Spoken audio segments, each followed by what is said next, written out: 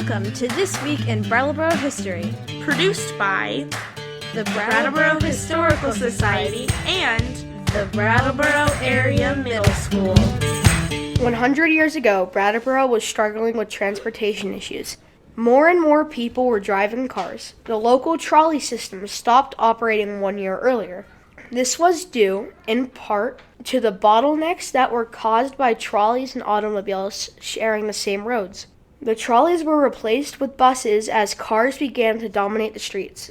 There were no traffic signals in town and intersections could be treacherous. In 1924, 18 passenger trains from all three rail lines were stopping and starting at the Brattleboro station on a daily basis. Freight trains also operated on the local depot, and other freight trains and passenger trains passed through Brattleboro without slowing down. The top speed of a train traveling through town was 45 miles an hour.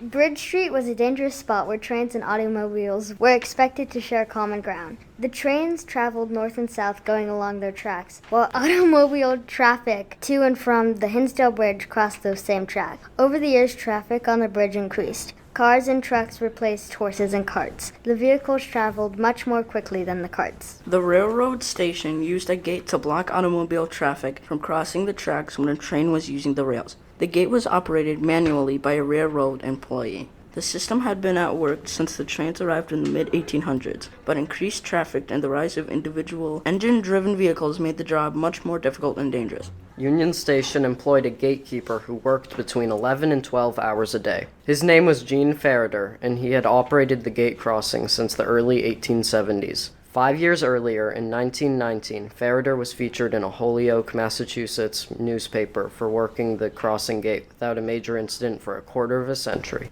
On an average day during Ferriter's working hours, there were between 15 and 20 passenger trains that stopped and started in Brattleboro. He was responsible for operating signal lights that warned oncoming traffic of train activity and raising and lowering the railroad gate. Ferriter spent his time between trains in a little 7 by 9 foot shed that had a coal stove and a wooden chair. The wooden chair is currently on display outside of the town clerk's office in the municipal center. In the early 1920s, the safety record at the Bridge Street crossing began to falter.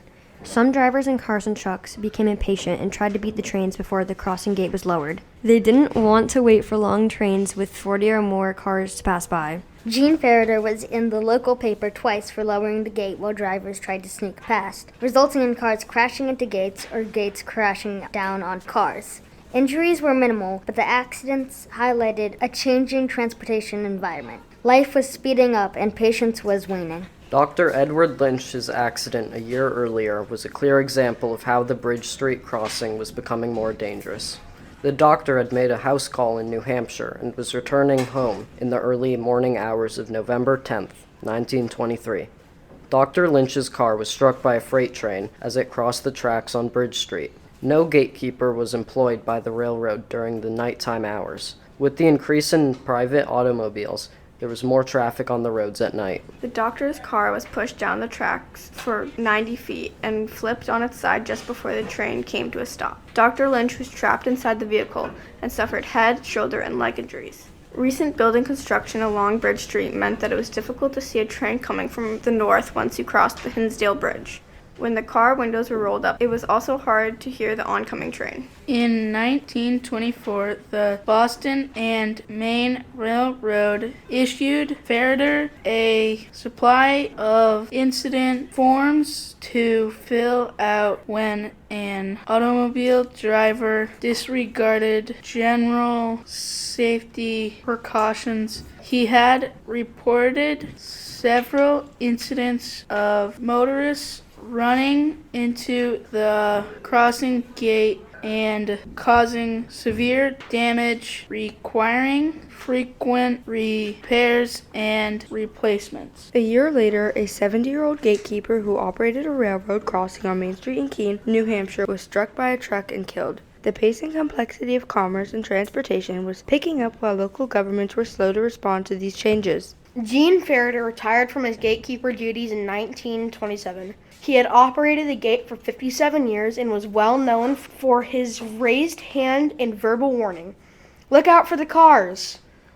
In the same year as Ferriter's retirement, The select board voted to install the first automatic traffic light in town at the intersection of Flat and Main Streets. This Sunday at 1 p.m., the Historical Society will feature a slideshow presentation and talk on the bridges of Brattleboro. It will be held on the third floor of the municipal building and is free to the public. Historical Society board members Bob Cornelia and Josh Carnes will share their knowledge of local bridges in 1 hour image-filled presentation. Please use the Grove Street entrance. Hope to see you there. We'd like to thank Ginny, Elias, Hayden, Imogen, Josiah, Maddie, Scarlett, and Dakota for reading This Week in Brattleboro History.